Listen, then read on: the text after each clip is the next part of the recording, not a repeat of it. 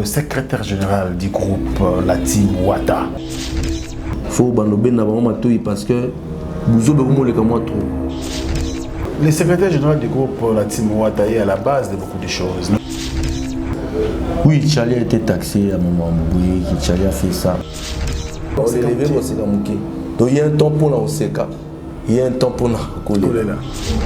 Je savais que place Baké, Baozonga. Les mecs qui vont comme à place Moro, bon, Coca va évoluer, tu vas stopper. Tali. Chez Goga, dans la bien. Réintégration, tout le monde passera par moi. Je préfère éviter le cas sur la télévision. Mais quand on se regarde droit dans les yeux, tout le monde doit faire le chalibo, on apporte la vie na bango. Mais pour moi voyager, Internet il peut se battre belle opportunité, il peut se battre belle occasion de clasher sur le bateau. Faut comment la manifo pour passer dans nos papiers na clic. Maman ya zolo bana mulwana, il bisa kusha mon papier. Tant on a que nous sommes à l'ambassade, tant on est à nous sommes à l'ambassade, nous sommes à la raté. Mais tant que nous se permettre à moi de manquer, on est des pères de famille. Mais c'est bon, beaucoup de état de droit combien? Donc comme la justice, na biso sala plan salama lamu, nous tout temps azolo ba propos moraux diffamatoires, tout le temps azolo dévier na ba parole na ay baké, mi be causer. Congolais faut béné matouille. À chaque fois zarara entourage. Entourage on va le barrière en entourage des alara. Si il y a des artistes au Congo ou bazar bien entourés, héritier en fait partie. Temelabi Sozani. Mi-ange et les caritirades. Maman, on y va à Kitoko, on a Kabelo. Maman, Kabelo à Kitoko, on a Kabelo. Partout vos amis. Ah, toi, on a le système, il y a Internet. Là, ah, toi, on a photo, beaucoup qualité. Ah, vous avez la contrôle. Kabelo, maman, et elle est à la frontière. Et qui est à l'aéroport. Voici. Jean de Gaulle.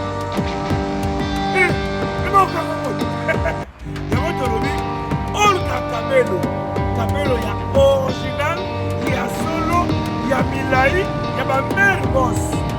Dans le malin. Ce qu'on dit, quand il y a l'internet, par deux années, commandez Kabelo na yo, il y a Olga Kabelo. Dans le numéro, et comment il y a Beka, Tidelio, Futimo Nayo, To, Futimo Nayo, Tidelio, Kito. Kabelo a Kito. Oui, c'est la Kakadasha, Olga Kabelo. Oui, Beyoncé a Tchaka, Olga Kabelo. Shakira.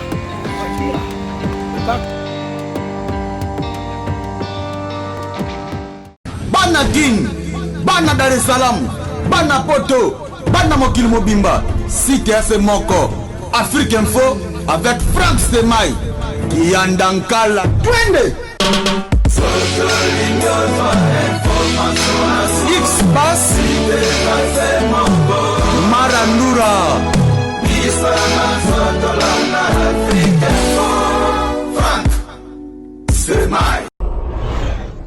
Excellent fidèle internaute, merci encore une fois de plus pour l'assistance, pour la confiance et la fidélité chaque fois que nous venez bien sûr à Africa Info. Merci également à tous les amis de Franck Stemai, toujours scotché sur votre chaîne YouTube préférée. Merci surtout à tous ceux qui nous suivent à ces instants. C'est votre émission Culture Info, mesdames et messieurs, qui commence avec beaucoup de plaisir. Aujourd'hui, nous allons parler de l'artiste et musicien héritier Gucci Watanabe Totoya Tembe, l'homme le plus compliqué du monde. Voilà, Tembe aussi la jamais, l'homme de mi-ange, mi-démon.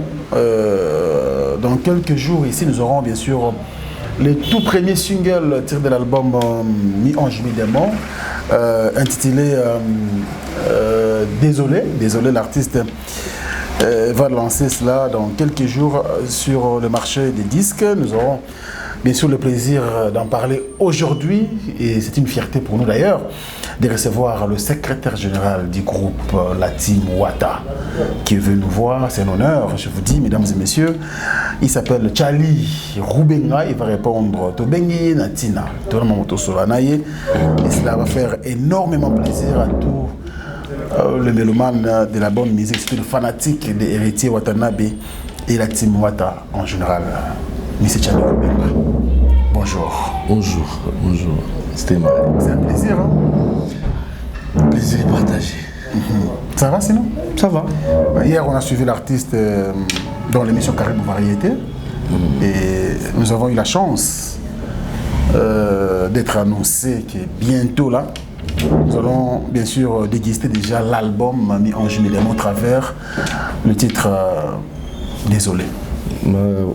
Effectivement, l'album en principe sort en mi-octobre, mais vous aurez les infos d'ici là. On attend que le producteur fasse des affiches d'annonces et voilà. Donc, mais c'est pour très bientôt. L'album vraiment est fin prêt. Très bien. Alors, c'est Charlie Rubenga, comme on dit,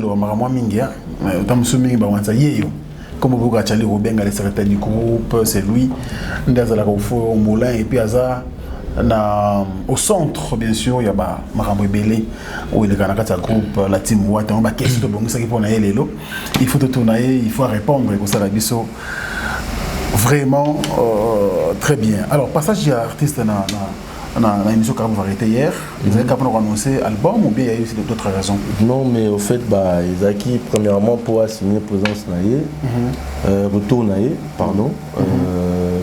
Après 6 mois d'absence dans Mboka, il fallait quand même battre mon accueil, bon hasard sur place, et comme Batuno Sorebi que album La Bisso déjà et comme Bima, donc il fallait y aller à annoncer officiellement Yemoko, puis pour expliquer par rapport à single réseau Bima d'ici au moins 10 jours. Donc il est vraiment important que les capots annoncent et tout. Chaque orchestre en Mboka Nabiso, au moins ils ont un secrétaire général, mais mon co directeur de marketing, ils ont poste belé dans le groupe, dans l'orchestre Nabiso, tout le groupe musicaux. Nous avons un secrétaire général, Charlie Rubenga. Moussala, secrétaire général, c'est tout dans la Team Wata, Oyozali, et Bandi Wapi, et puis Suki Wapi. Bon, parfois la question, bon, et bon, on a quand même répondre. Déjà, Mouta Gérard Groupe, Zanga, secrétaire général, contrat, gérer les musiciens, gérer l'administration. Ça avait un peu en même temps, on avait sous conseil juridique pays à groupe. Donc, tout ce qui a trait la juridique, na charapémis donc moi, je suis vraiment mingi, bon, na aide en Zambie, na baya tout aux arana bango, ni ça que marambo qui est payé donc je travaille pas seul, on a pris un bateau à travailler na bango, mais surtout ensemble, tout ça à recueillir, marambo qui est bien, parce que l'élo, au fait, tout le cas qui tombe mais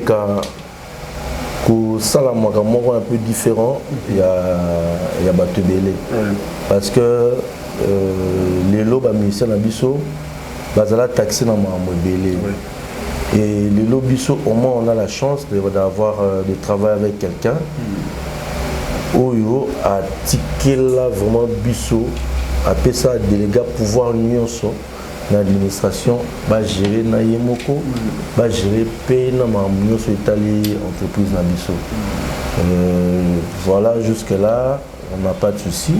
Toujours que na Bisso na malé mais na Boka Sanzambe. Très bien. Malé na Boka Sanzambe, mais chaque fois même hier l'artiste a répété cela. Na sala groupe na ba master na sala groupe na ba yangai. Parmi ba master na yo on a Charlie Rubenga na kati. C'est en tant que ce Charlie Yemoko préféré qui poste le secrétaire général ou c'était le souhait de l'artiste?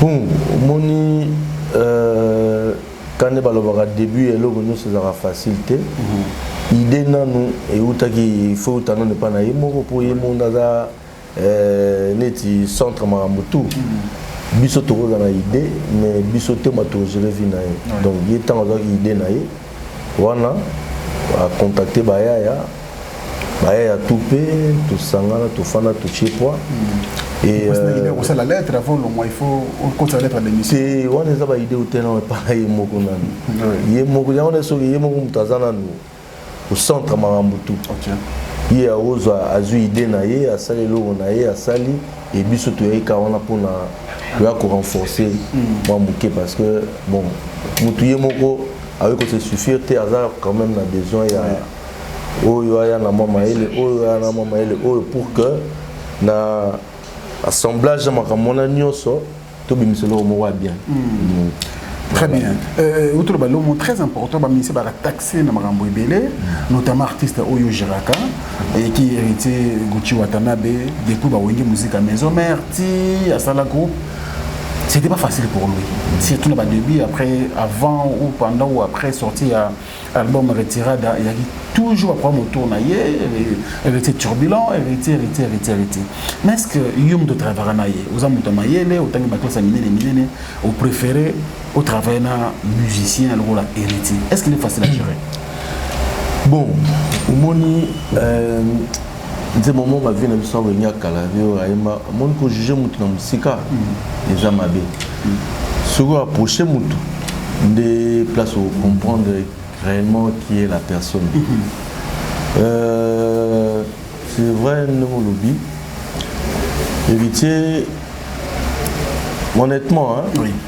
Bah te belé bah taxerait à ma mobilité. Ils ont peut-être ma prochaine été pour bailler mon côté. Et je pense que tu es bello ma prochaine va découvrir la personne. Et tu ma qualité naïe, bon moto naïe. Et pour moi c'est pas un artiste difficile à vivre. Moi la vie pour aux années bien, il faut yomonano. Oui bah limite naïe. Pour moi mais comment à niveau ni, bah tu as beau sanaka. Musala o bango ba ezo sala pemeni ya ba kama na bango pemeni ya batu na bango. Moi je pense que il est important dans la vie à respect. Sur vous mieux respecter. Même là muto au travail na ye à vous respecter. Très bien. Comme zarani tant yo comme le ko saba ma mo o eza na niveau la compétence na yote. Eza na niveau na yote on mona ke ba marambo belé ba buso belé ya quand mais je pense que ce que vous avez limité, nous avons respect, nous avons évolué bien. Et puis il faut que vous la vie, de tout le temps, nous avons et même des recommandés, nous préférons par rapport à Boula Mounaï, parce que le bien de ceux qui est dominé, vous allez tout bien. Et pour moi, j'ai trouvé que le bien est dominant et pas héritier. Et c'est pourquoi dans Zanaï, depuis Tobanda, depuis Tobanda Orchestre 2015, on a évité déjà bon, pour le Mésala, pour tous les premiers mais en tant qu'adulte, en tant qu'humain, en tant que responsable, on sait gérer nos problèmes et internes à TESA, mais on sait comment gérer. Et voilà. Donc tout ça bien dans le respect, dans l'amour, dans l'unité, on évolue bien. Vous évoluez bien. Pour ceux qui disent que la team Wata c'est un club d'amis, bon gérango selon l'état d'âme, bon gérango selon amitié n'a bien héritier parce que héritier ne sait rien dire, vous avez un master au préalable. Après bon, après ça bien nos charges, on a ma bla moto ma b, vous vous en foutez. Ça c'est très faux, c'est très faux. Le groupe la team Wata est géré ma camarade. Et puis la team Wata est un club d'amitié. Ça veut dire quoi? On est amis. Mais nous tous à la 50 personnes, tous à 10 personnes. Mais nous Aza na eloko na ye, aza na compétence na ye, na secteur où il évolue. Très bien. Moi, dans la musique, dans la culture, hormis ma salara, parce que je suis ce que je suis côté Moussoussou et politique côté Moussoussou, mais dans la musique. Et pour moi, je suis dérangé dans l'autre côté. Et puis dans la déontologie, et l'autre mot, dans gérer groupe, dans gérer contrat, il y a Moutounanga. Donc voilà. Mais Moutounanga sur les clubs d'amis aussi parce qu'autour des héritiers, d'abord, ils appellent le mot il faut dans le bango les lots parce qu'ils dérangent trop. À chaque fois, ça va entourage. Musicien, dans la catégorie, il y a des entourage ou bazaranaï. Ils ont des ça va camarades naïe, ba vieux naïe, ba petit naïe, ils appellent les travailleurs na musicien. Mais je ne pense pas que banchik ton éducation en soi. Si na clash sur mon tout on a les camps n'importe quoi, je ne pense pas. Et je ne pense pas aussi que BH pardon Sylvain qui est le manager de l'artiste aussi soit il y a internet mais mission tout quand même pas. Donc tout ça va mettre belé autour de nous, tout ça va directeur des banques, tout ça va y belé ou bazalana héritier. Mais à chaque fois, entourage. Entourage, on va le héritier en entourage des alara, banane. Mais la question est que biso presse de tout un artiste moi mingi et puis moi je classe je suis bien entouré mais on sent que la question des aura toujours si il y a des artistes au Congo où Baza bien entouré, héritier en fait partie. Mais il faut pas oublier que musicien a à côté na moko oyo a besoin de négliger mututé. Ba tono ba traîner libanda bazara peu important et mon musique. Mais biso to bano gérer parce que fan moko boy to mutu moko boy akena ya saki buzo banae et a collé héritier to collé biso je ne pense pas. Ba to ba fréquenter héritier ba yebi banani héritier ça bango matin midi soir. Je ne pense pas que ça rabattoir là. Non, je ne pense pas, c'est faux. C'est très faux, c'est très faux. C'est très faux. C'est très faux, Charlie Rubenga. Émission n'a bien sur le lot parce que tout simplement évaluation 5 ans, c'est énorme depuis 2015 jusqu'à aujourd'hui, nous sommes en 2020. Ils avaient 5 ans depuis la team Moité notamment. Et Yoka comme toi CG, parce que vous avez changé de secrétaire généralité. Et à votre actif, vous avez un album sur le marché des disques, retiré de la carrière d'honneur. Est-ce que satisfait d'un résultat la carrière d'honneur est même libérée dans la orchestre? Oui, satisfait, oui. Parce que c'est pas facile. Le premier album en 2016, je crois que c'est en novembre. Oui. Ouais, ça fait 4 ans, le lot. L'album, ils ont évolué bien. Ils ont évolué très bien. Et pour moi, je suis satisfait parce que l'album, mon aimé le bisso, c'est sur ouverture et belé, et le sur contrat et belé. Je ne pense pas les lots na ma kamnenge toyebi mboka nenge évoluera na ma musique nenge évoluera. L'album na liboso.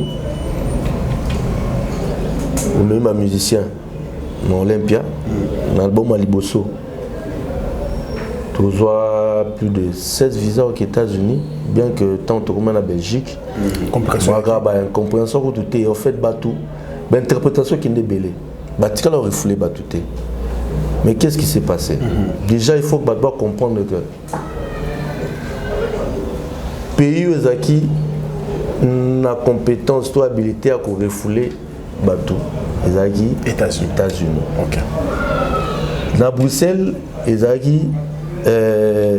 utilisé vol, ils ont utilisé SN, donc il fallait tout ça l'escale à Bruxelles. Mais en arrivant à Bruxelles, j'ai mail de une ambassade. Il y a les États-Unis qui ont embarqué, tout est suite il y a bon, il y a eu, je ne vais pas m'attarder sur ça, il y a eu beaucoup de choses, Ndoki, Jalo, Bakota, tout dans Mamouana, et c'est là que toujours dans l'ambassade pour tout régulariser les problèmes dans les États-Unis, et puis après, tout ça là, et tout Zongaki, dans le Magipe groupe, bato nyonso tokendaki tina ambassade tosololaki et puis voilà les cas nango mpe normal comme date PDG lekaki visa ezalaki sauté te tozali na bavisa tozali na biso na bavisa na biso bavisa na biso ezalaki normal kozwa visa na nzela te yango nazoyi biso ke omoni baaméricain bazala très sensible soki bazwi info moko boye réagir bien que on comprendre après que réaction na bango ezalaki trop vite mais après bon il est calango mais est-ce que vous avez parce que bakizaki l'artiste balobaki émission sera na papi mboma ne alakisaka ba visa et bato bako profiter tout ça l'axi visa na tout ça l'axi visa na est-ce qu'il y a un effort que a commis placement ba bloqué non ezaka que bato mitema mabe ba utilisaki pour wana bayoki jalousie bake babengi bacréer oyo bacréaki balobi oyo balobaki et yango esalaki que bon ekozala bafamille bamusicien pardon bafamille bamusicien oyo bomemaki ou carrément ezalaki balider mosusu nde bakotaki likambo yango. Bon ici je peux pas accuser les gens mais nanimi pete rose ezalaki bafamille ya bamusicien non mais je pense que nde naloba awa bateau basalaki yango bamiyebi tozape déjà informé na makambo nyonso elekaki na bateau nyonso basalaki makambo mais bon la justice faut tikela ngo nzambe c'est tout ce que je peux dire. Je ne peux pas ici accuser XY bamiyebi bango moko mais bon ouais baraka tozala na biso informé toyeba maman côté uta et voilà mais il est important ça peut évoluer. Donc, il dérange à Bissop et l'autre côté. Il dérange en termes de bilan, album retiré positif. Très positif. Ouais. Dans la production scénique, tout ça pas mini balou voyage je pense que sur Tali na Congo na Liban je pense que sur Tali ba statistique il y a ba néon so toza ba tout la très sollicité. Très sollicité pour un groupe. Où ils ont un album moko, c'est pas facile. Tu bêtis dans Lubumbashi, tu bêtis dans Lubumbashi combien de concerts? Tu bêtis dans Kisangani combien de concerts? Tu bêtis dans Matadi combien de concerts? Il y a Bané Zolana, Angola, tu bêtis combien de fois? Tu bêtis Awa, ba concert VIP combien de concerts? Où les lots sont ok? Au bandi ko tala ba groupe n'a évolué. Je pense que féliciter Bissot. Moi, Moussala et moi, mon cœur est salé depuis tout bandit. En tout cas, ça va.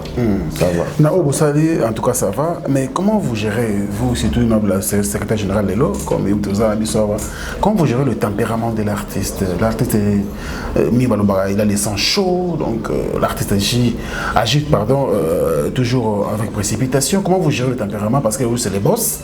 Mais nous, vous avez géré quand même non, dire que l'artiste Azara son chaud, non, je ne pense pas. Mais je pense que tout ce bêtise et pousse un peu menaé à cause de la réaction morobo et à supporter en côté. Mais je ne pense pas que l'artiste bon au moins le moutounion soit azala nengi naé à salama naé mais la nengi ba kanti la héritier bongo c'est très faux. Héritier a évolué dans un groupe, il y avait Nabiso, Ouera qui je salue, où à l'époque, concurrence des acquis tellement macassé, il y a un groupe belé, maison, BCB, chez quartier latin et tout. Donc, tempérament, on a la jeunesse, ils acquis normal.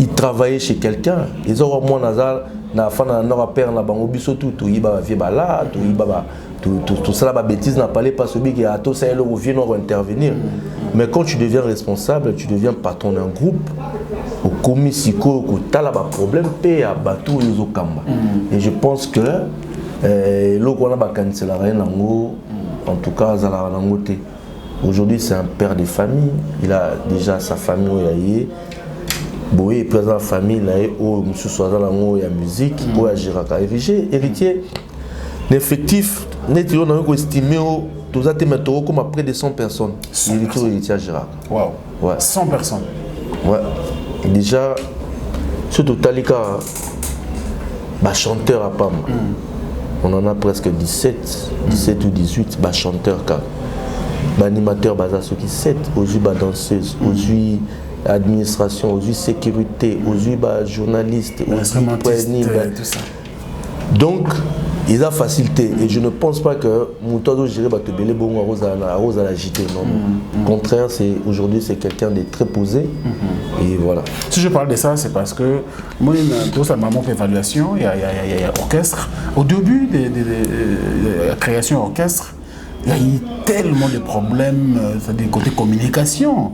Ils ont pas problème de belé, surtout envers Wenge Musique à maison, mais ils ont qui opé Mbambo Boy, jusqu'à ce que vous s'arrangez quand vous la peine à matin, ça les bien, les gens ont applaudi. Mais est-ce que mon pépé wana il y a qui peut créer le comme ma bébé sa image artiste de l'orchestre? Bon, comme Baloba, le début de chaque chose est à la facilité. Oui.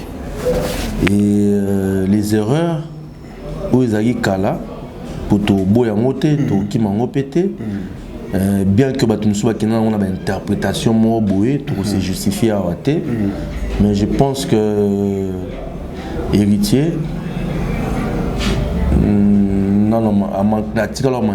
il a beaucoup de respect pour le roi de la forêt.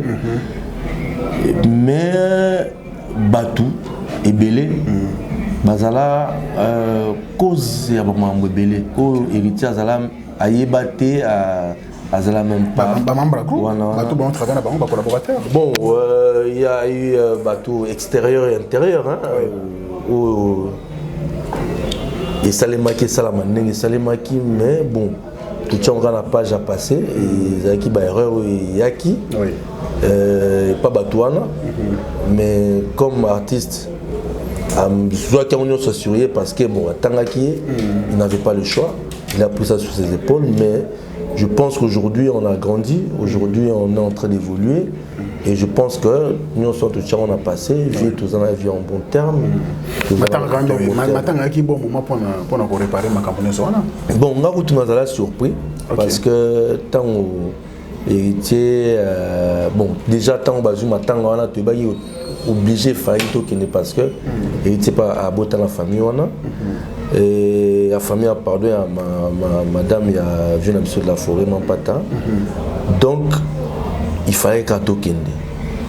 Mais tous les cas qu'il y en a, honnêtement, on a s'attendait à monter, on a ébahi. Vous pouvez pas le loter. Tu peux pas le loter. Ok. Ti, toye, tokiti, tokomi, baki balogabate la biso place, baki batele biso place, tokipe to fani la biso. Tu vas y péter dans la zone à Kati, tu vas y péter tout fani, et comme peut herbe à Benito qui n'est pas déposer fleurs, tout quai, tout tiki. Et tant que tu commis, tant que tu as déposé, tu as baluka. Et tiens, je sais pas, l'image de mon aki, à Bano Solana, maman, Bayambani, nous, on attend là. Botiki, tout tiki, tout dans ce tout fani. Et aussi, Mandeng Salimaki, Esaïe Lomoyaï, préparé Esaïe Lomoyaï naturellement. Et pour nous, bon, Esaïe a bien trouvé que c'est pile parce que ça dérangeait. Parce que Vincent est à la vie à Bisso, mais moi, ma musique, ils ont moins très compliqué. Tout comment pour éviter un sous bêtise, pour comprendre. Pour que place mon côté musicien, sous mon éviter, n'est pas calculer bien.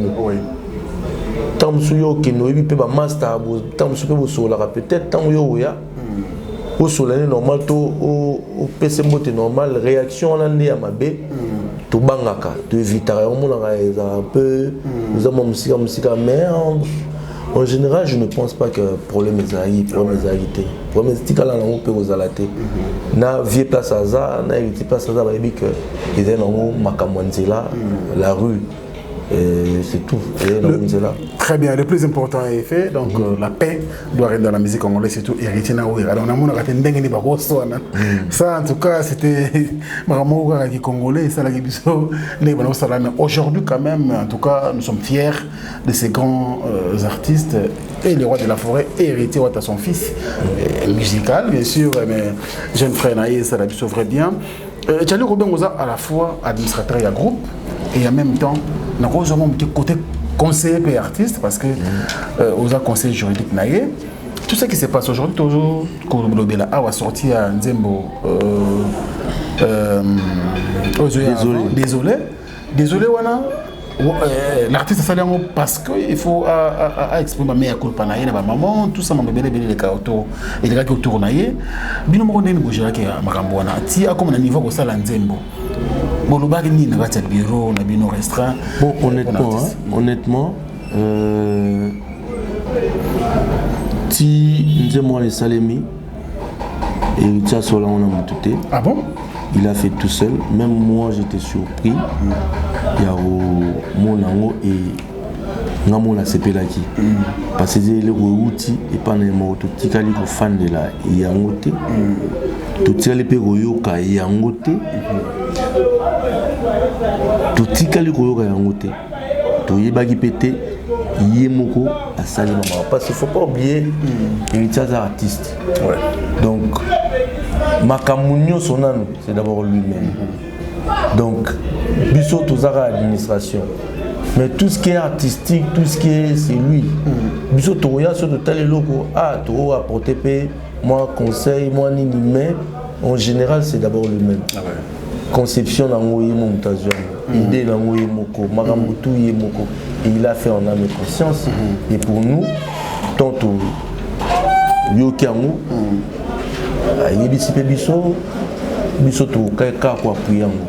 voilà. Très bien. Merci beaucoup, Charlie Robin. Nous continuons avec vous. Le secrétaire général du groupe, la team Ouatta, est à la base de beaucoup de choses, notamment les musiciens. Le départ des musiciens, c'est Charlie. Comment vous gérez tout ça, les musiciens et puis réintégration, je sais que l'artiste, des fois, cette fois-ci, ça a été confiné dans la poteau cette année. Ça a écoulé au moins plus de 6 mois. Bino Botikale ko gérer les musiciens. Comment vous gérez dans les bureaux? Ben, tu sais, dans moi, expérience, il y a ma place, M. Tomeka, pour gérer tout.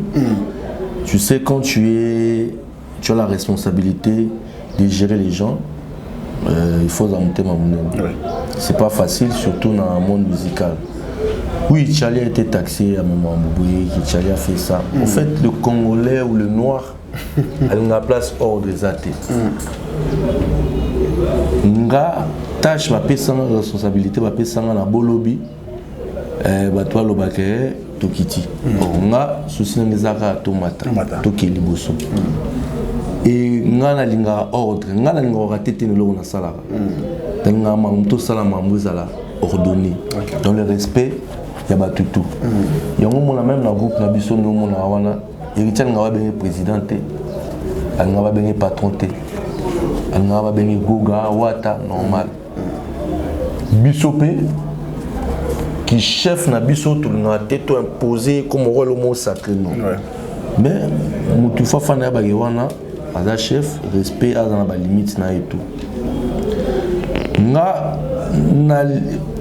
Si au monde a tout baloba bongo, ezarara parce que batouana ba kokana ba olinga ba gérer ba ngote ba oluka ba diriger ba ngote parce que ma place muso bazali peut-être batikela ba ba accès moko boye na ba désordre moko boye.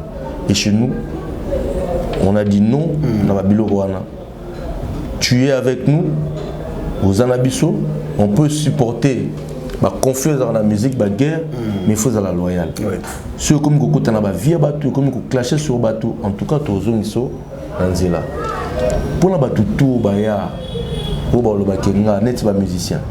Cite-moi un nom, un seul musicien. Parce que tu vois mon téléphone, j'ai le message, les conversations de tout le monde. On a sur la nabang. Je ne pense pas qu'il y ait une cause à départ à Moutou. Non. Ils ont une cause à départ parce que vous appréciez la vie. Ils ont mabé.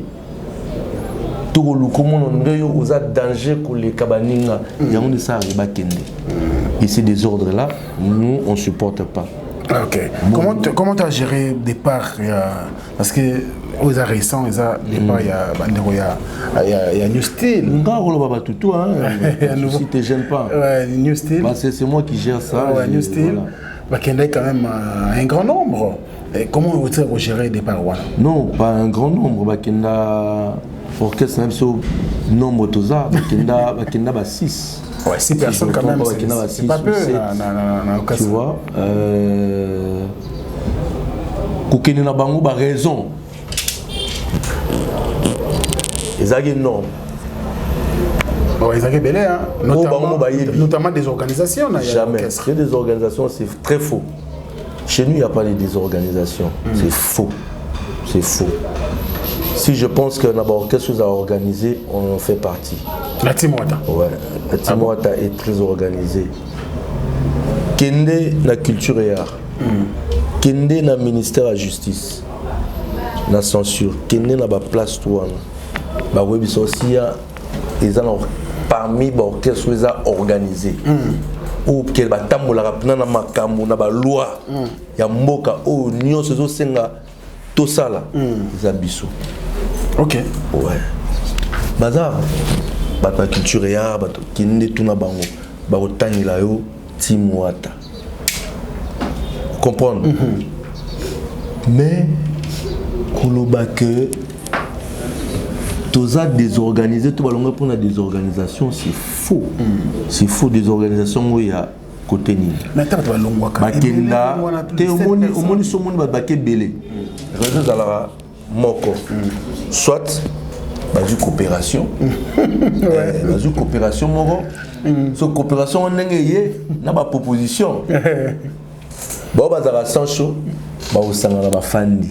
Ba molinga boli. Tout le tabou, bon, surtout petit boué, à vous trouver normalement que s'organiser et tout, battre l'intérêt personnel dans bango. Biso non ba groupe tu faut même la société faut un intérêt général à tout. Vous comprenez? Mais ce temps doit monter l'intérêt personnel dans bango, n'étant ba boula ba nenyo wana ou déstabiliser groupe ya ba. Bato bazara sans chaud, balandaka. Siko tant boula mo pays et c'est ni, mpepeti et memi bango. C'est autant conscience à motu moko na moko et comme ko sala aye apaiser atali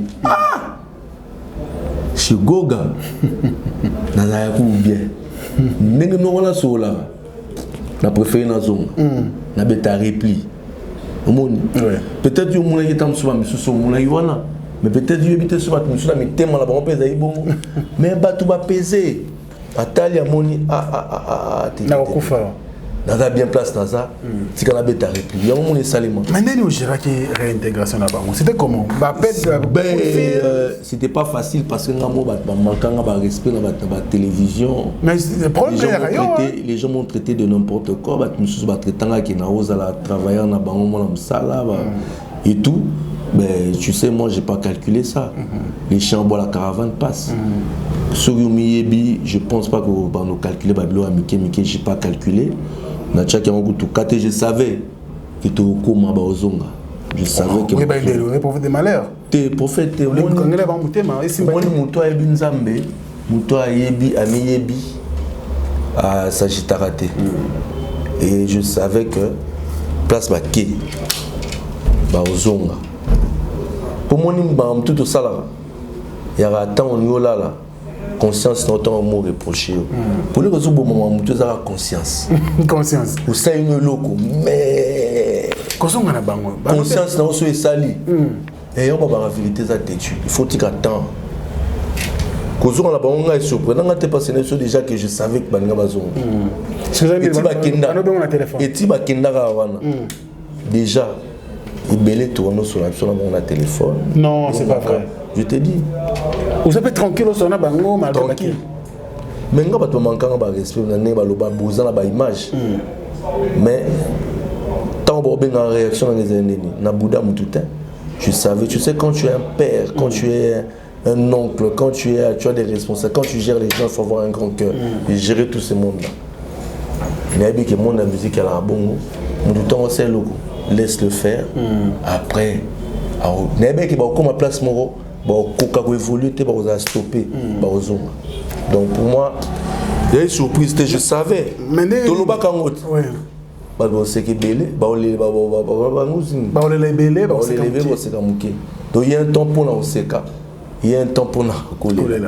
Donc après on va comprendre que fait ba repli bazoni parce que presque il aura surprise te nga uti ba bazo benga bazolo ba aussi non tala no seka parce que tant que vous ta place il y a une procédure tant pour le moins OK tant aux on rappelle la procédure pesala et bah respecter procédure on a et pendant ouais parce que je rappelle on va la tortille il y a un déjà donc on met la trotte dans le style après on n'a pas lâché avec Zonga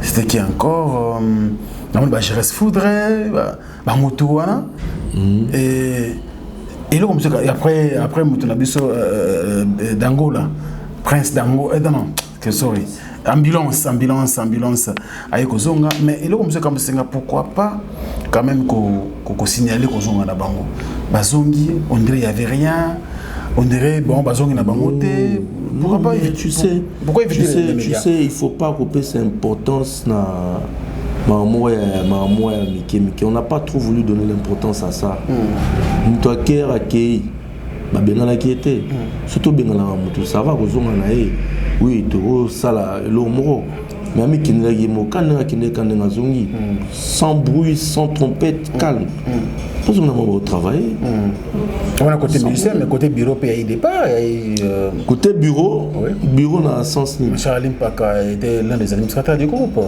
à Kendaki mais est-ce qu'aujourd'hui la porte est ouverte pour lui là sur cette question là je peux pas répondre parce que déjà quand on a besoin au départ de Salema et Salema Bakenda et Naza signifie parce que c'est un groupe ils ont régime à la loi parce que déjà normalement on a normal tant que ça déjà 3 absences non justifiées déjà automatiquement on a exclu la groupe donc pour moi l'administration on est là on évolue il y a moi il y a BH qui est là et héritier lui-même je pense que on est là on est en train de travailler toujours évoluer toujours on a responsable dans le secteur tout il y a la presse l'internet qu'on a Dadi Bazar Badibaya, Mishka,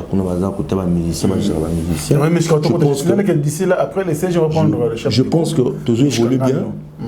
On n'a pas de souci. On n'a pas de souci. Mais on évolue bien.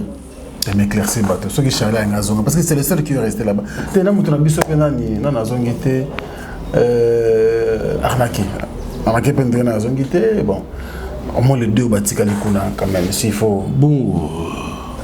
Mais c'est pas on dirait sans problème, hein, compliqué dans mon tête. Tu sais,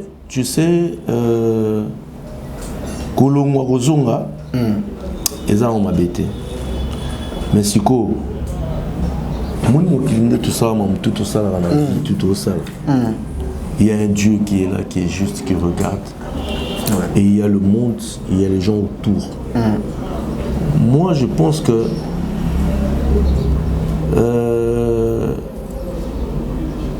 il y a des gens qui peuvent aujourd'hui, on a ouvert ces cœurs-là, on a toujours un cœur ouvert pour Bazonga, mais pour Moussoussou, au moins Moutou, et il y a humilité, il y a Moutou qui a besoin,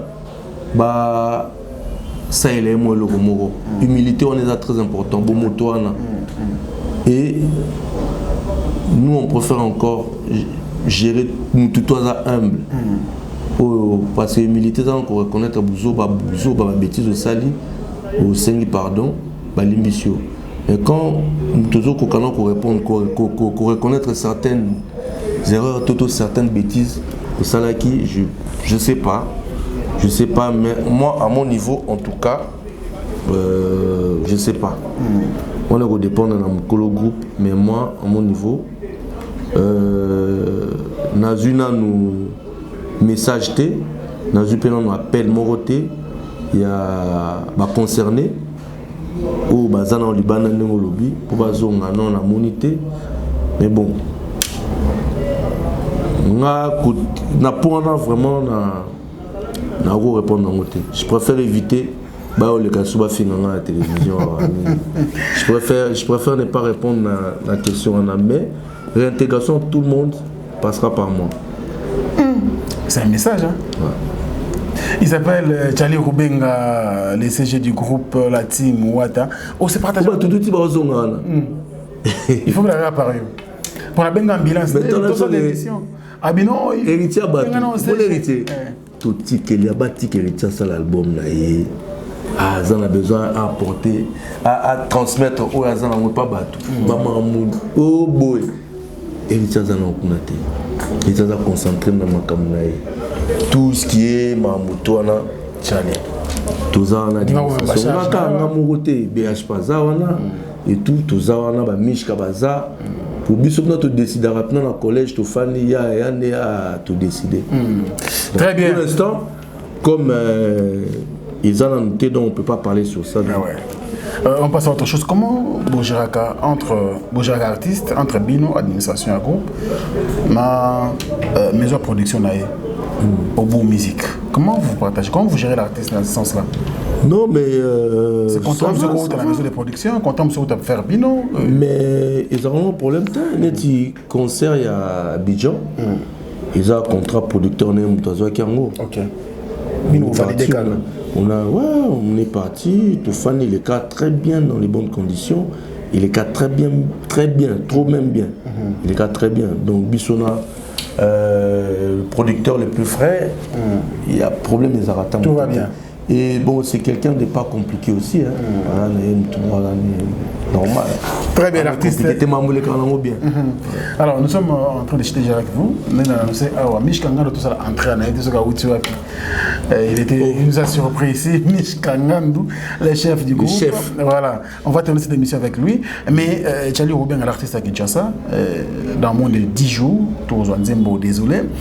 Et puis, message à Yumo, en tant que secrétaire général de la cour, ma fanatique qui a hérité de la Team Ouata, basé la Nini, pendant l'album Moyomi en juillet des bons. Ma fan basala très posé. Parce que le travail salémi na bolingo nyoso, na maele nyoso et na boanya nyoso. Donc basala rabayoka album na bango, il y a bien, il y a artiste na bango. Et déjà artiste tout Azozonga déjà fait un semaine dès que tout je crois clip demain déjà tout bandi clip sur ici il y a côté avion à Paris Paris pour organiser sortie album et qu'au Kenya on a déjà que la biso désolé déjà et aux en porte il y a tout déjà à Kalate. Donc voilà, là on a aussi un fan, vous avez déçuté. Quand vous avez été mes bons mots. Bino tembe bo karaté, bo tika pena tembango. Ça défit. Par rapport à mon tuyé moro, tout ça qui est tirada. Tembe la biso zani. Mi-ange et les carrés tirades. 300. Tembe la biso zara on ça n'a rien à voir na mutu non. Ça n'a rien à voir. Nous sommes à la fin. Bambo Tenayo, peut-être Batotali. Bambo Tenayo, la fan est belée. La fan est belée. On a invité vraiment au côté de la terrain dans ma banga parce que c'est pas mon travail. Donc, est-ce qu'il y a une suspension? Moi, je me limite dans ça, l'administration. S'il y a ce message, on a les caca. On a fait ce message. On m'a dit que Mikolo, Boya qui n'a pas les émissions. C'est ça. Est-ce que Fungo est un musicien parce que quelques musiciens. Au Bazo s'est comporté bien. Tout Fungo déjà. Parce que tu évites qu'il va buer les gars qui belé. Les gens commençaient un peu à confondre l'entourage et les personnes qui travaillent au sein du groupe. Donc il fallait voir que ça ordre moko. Et il fallait qu'on péque ça tout le monde. Et on a même sous même même vraiment mais je pense que bato bazola na ba monique bato bano le kaleka kuluba zoba trop baza na moi coupé manqué parce que biso to lingate image ya artiste Nabiso, na groupe Nabiso Beba. Donc voilà, makambo tout ça nango bien, et ça nango bien. Donc on veut évoluer bien. Merci beaucoup. CG Charlie Rubenga, très bien. Mais pour finir, il y a taxé et puis on a temps à Charlie Mpakadingomba. Au bout de dans un texte pour la question, ça vous fait quoi quand il dit que le groupe doit être réorganisé, il faut qu'on change d'administrateur, il faut qu'on change la façon de voir les choses. Ça vous fait quoi tant que secrétaire général? C'est qui a dit ça? C'est lui-même. C'est lui-même. C'est lui-même qui a dit ça. Ici, oui. Que le groupe doit être réorganisé. Ça dit qu'il faut qu'on revoie Marambe Belé. Qu'on revoie Netini. Bon fonctionnement du groupe. Attends, il faut débattre. Il faut qu'on revoie. Qu'est-ce qu'il faut revoir? Parce que le groupe marche très bien. Il faut revoir quoi? Ah bon? Qu'est-ce qu'il faut revoir? Il n'y a rien à revoir. Tout va bien là-bas. Tout va très bien, je t'ai dit. Un président qui est héritier. C'est le patron du groupe. Il y a moi, il y a BH, le secrétaire général et conseil juridique du groupe, il y a Sylvain BH. On a la communication, on a Dadimola, on a Dibaya et les autres. Sécurité, ils ont bien géré. Côté un musicien chef là-bango, je ne pense pas que Mishka, côté un musicien, a un problème. Je ne pense pas. On va réorganiser quoi? Non. On est très organisé. Le problème, c'est quoi? C'est que beaucoup de gens, l'héritier d'hier, la maison mère, la maison mère, c'est pas l'héritier de la Team Wata. Héritier de la Team Wata a une administration et il est géré, il a un producteur, il a son administration. Donc je ne vois pas réorganisation aux naissances. Je ne sais pas. Mais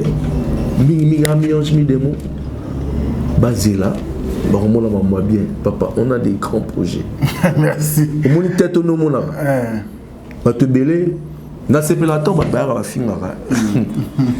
Mais parce que je ne suis pas un polémiqueur, je ne suis pas quelqu'un, je ne calcule pas les gens. Mais quand on se regarde droit dans les yeux, tout le monde, on a porté la vie dans bango. Ils ont mais pour moi voyager, parce que mon internet et puis c'est une belle opportunité, puis c'est une belle occasion de clasher sur le bateau. Mais de toi à moi, mon temps de clasher sur le bateau. Il faut comment la manière pour passer dans nos papiers na bic. Marambo ya zolo bana munowana, ibisa kusha mon papier. Tant on a que nous sommes en ambassade, tant on est nous sommes en ambassade, nous t'allons rater. Tant on nous sommes en contrat, tant on comme un contrat, il y a mon tour, mon sala. Mais au moins mon tour, moko, aïe, abani ne ko clasher sur mon tour, boutique l'épée occasion en aloba. Des fois au tal, au fan, au tali. Pour éviter pour tellement tout la liberté alors les cabanio finga pour internet ça. Moi j'ai pas besoin de internet à ça, je m'en fous. Dans la temps moi je fais mon travail, je reste carré dans mon coin, mais n'a pas respecter mon toutou. Mais tant mon toutou se permet à moi de manquer, on est des pères de famille, on est des responsables. Nous on les cas manquer, mais batouper besoin appuyer en nous. C'est dommage, mais bon. Comme les balobaka, la musique pour tout gérer. Mais quand on est dans le émission, tout les canaux, conscience en moto. Tant que zonga, banda pe utala. Ah, au moins il faut en est toi beau. Si on a un problème on a besoin d'internet, on a clashé sur eux, on a benga yo.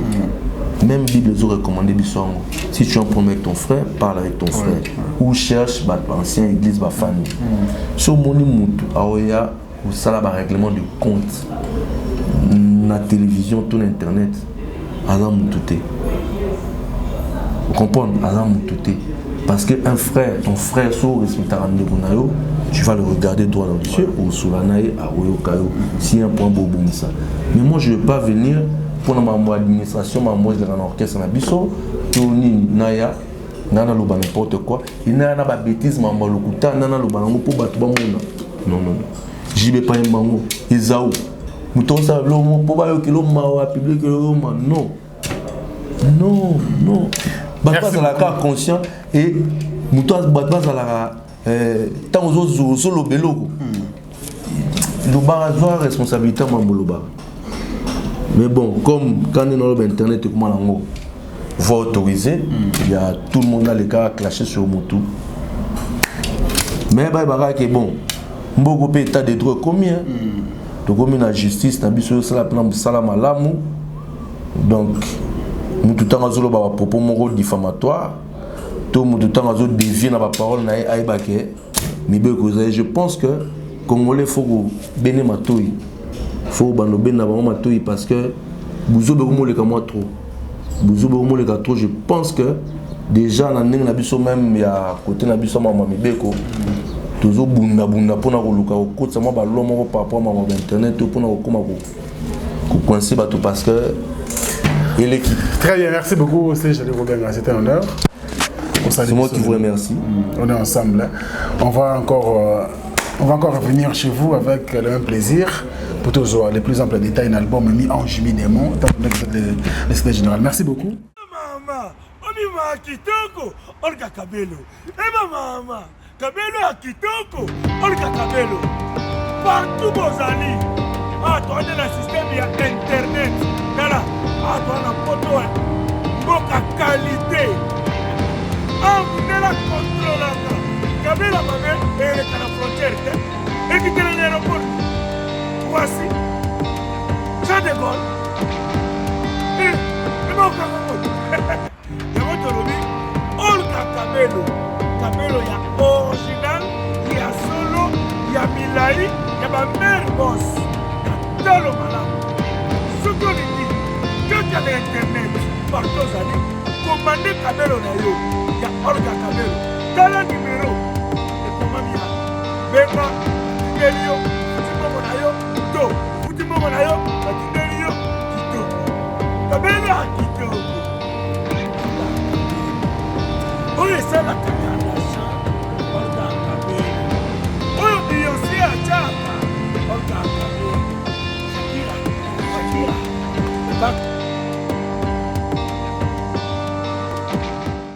Bana King, Bana Dar es Salaam, Bana Poto, Bana Mokil Mobimba, Cité Moko, Afrique Info avec Frank Stemai, Yandankala, Twende.